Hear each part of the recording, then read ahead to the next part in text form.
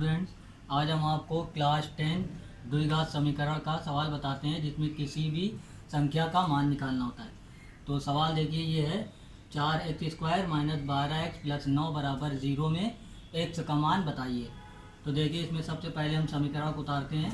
समीकरण हमारे पास है 4x² - 12x + 9।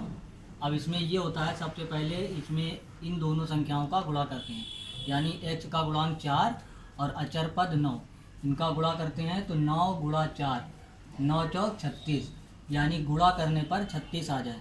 और दूसरा जो हमारे पास x का गुणांक है यानी 12, यानी जोड़ने पर ये साइन देखेंगे प्लस लिखा हुआ है, तो प्लस का मतलब जोड़ने पर 12 आ जाए। यानी दो संख्याएं जो हम मानेंगे उन दो संख्याओं का अगर गुणा कर दें तो 36 आ जाए, और उन दो संख्याओं को अगर हम जोड़ दें तो हमारे पास कितना आ जाए, 12 आ जाए। तो ऐसी संख्या में मालूम करना रहती है, ज्ञात करना रहती है। तो उस संख्या को जो हमने पता किया है वो संख्या क्या है, 6x, यानी ये 4x² तो इसी तरह से उतर जाएगा, और जो गुणनखंड होगा वो 12x का होगा।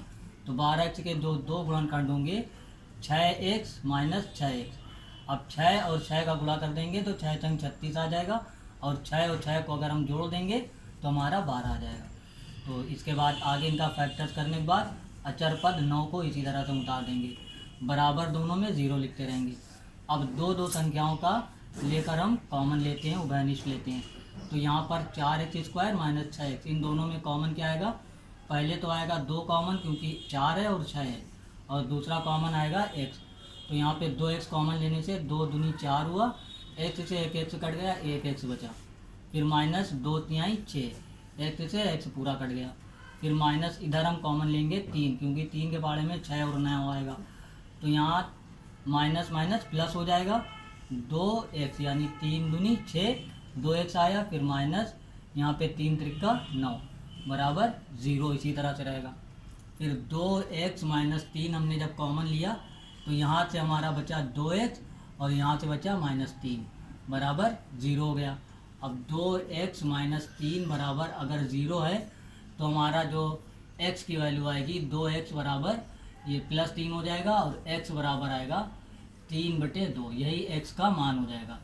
तो इस तरह से आपने देखा कि कोई भी द्विघात समीकरण दिया होगा उसमें x का मान है, और आगे भी सवाल आते हैं उसमें m का मान है, n का मान है, जो भी मान निकालना होता है तो इस तरह से गुणनखंड विधि से हम उसको हल करके द्विघात समीकरण में जो संख्या का मान, जिस संख्या का मान निकालना होता है तो वो निकाल लेते हैं। तो ये इस सवाल को हल करने का तरीका था। इस तरीके से आप सवाल आगे लगाइए तो आपको बोर्ड एग्ज़ाम में भी सवाल मिलेंगे इसी तरह के, आप लगाएंगे और अच्छे मार्क्स को आप ला सकते हैं। तो इस सवाल को लगाइए और प्रैक्टिस करिए और इसको समझिए। और अगर ये हमारा तरीका जो लगाने का समझ में आया तो आप इसको लाइक करिए, शेयर करिए, और हमारे चैनल को सब्सक्राइब ज़रूर करिएगा। और अगला नोटिफिकेशन आपको मिलता रहे, इसके लिए बेल आइकन को प्रेस करना ना भूलिए। थैंक्स।